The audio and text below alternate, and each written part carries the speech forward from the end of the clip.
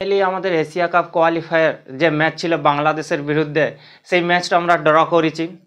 আমরা গোল করতে পারতাম, অনেক গোল করার চান্স পাইছিলাম, কিন্তু আমরা গোল করতে পারিনি।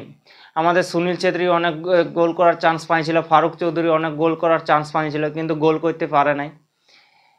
তো এইখানে একটা আমাদের আছে ফিনিশিংয়ের যে একটা অভাব কত বড়, সেটা আমরা দেখতেই পাচ্ছি যে ফিনিশিংয়ের একটা কত বড় অভাব।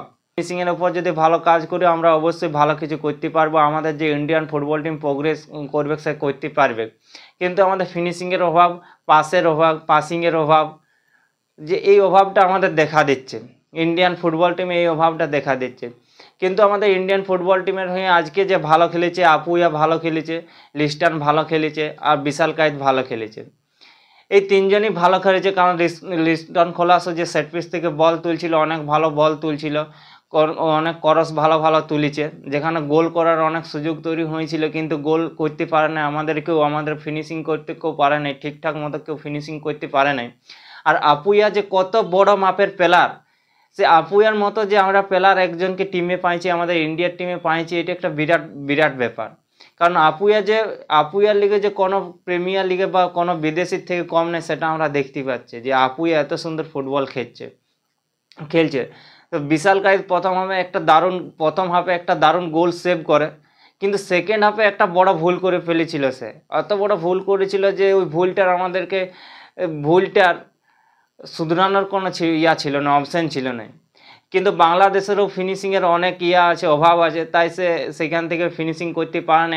অনেক ভুল পাস করে ফেলেছিল, যেখানে একাই ছিল। ও ফার্স্ট চান্সে যদি ক্লিয়ার করে দিত তাহলে হয়তো ওর এই ভুলটা হতো না, কিন্তু একটু লেট করতে যায় ও ক্লিয়ার করতে পারে না, বলটা ভুল পাস করে দিয়েছিল। তো সেখান থেকে গোল হতে পারতো, কিন্তু বাংলাদেশ গোল করতে পারে না। তাদের যে ফিনিশিংয়ের অভাব, তাদেরও এটা পুরোপুরি দেখা দিল।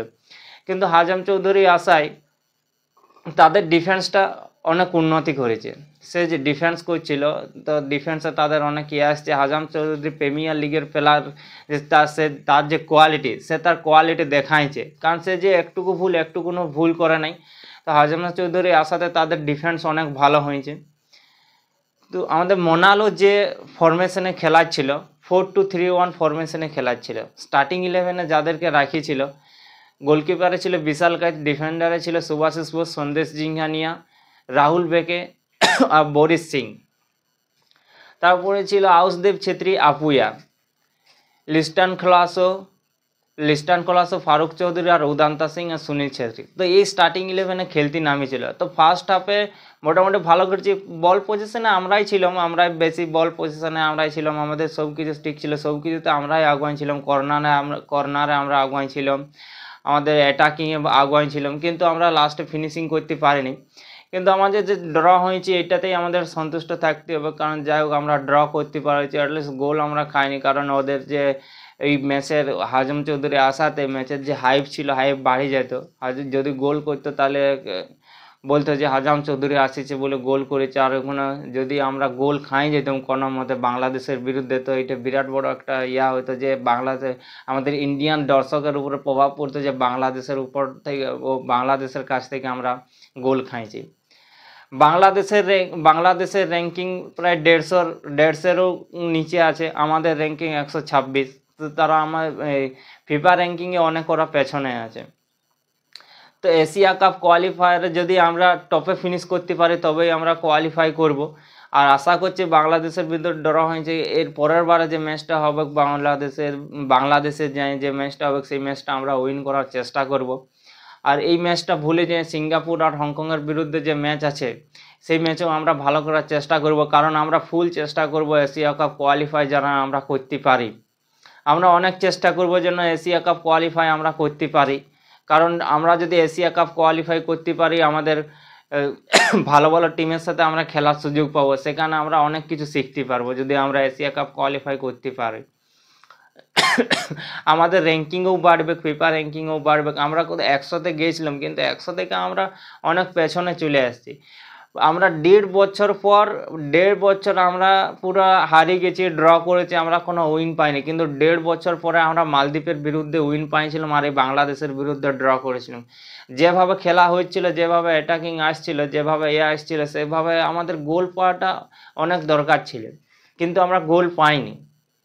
তো এই গোল না পাওয়াতে বা বাংলাদেশের বিরুদ্ধে ড্র করাতে আমাদের ইন্ডিয়ান দর্শকের মনে একটু ইয়ে হবে যে এই ফুটবলের উপর এই জন্য একটু ইয়ে হবে, কিন্তু আমরা সাপোর্ট করতে ভুলবো না, কারণ এর পরের এই গোল পায় নাই তো কী হয়েছে, এর পরের বার অবশ্যই গোল পাবে। আস্তে আস্তে আমরা যদি সাপোর্ট করি তা আস্তে আস্তে আমাদের ফুটবল টিম অনেক ভালো করবে। তো এইটাই সবার কাছে করব যে সবাই যেন ইন্ডিয়ান ফুটবলকে সাপোর্ট করে।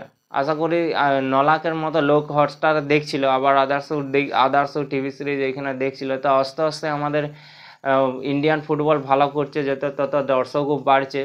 তবে এই ম্যাচটা হাইপ অনেক বেশি ছিল, অনেকে সাংবাদিক আছে ছিল, কারণ প্রিমিয়ার লিগের প্লেয়ার বাংলাদেশের হয়ে খেলছিল।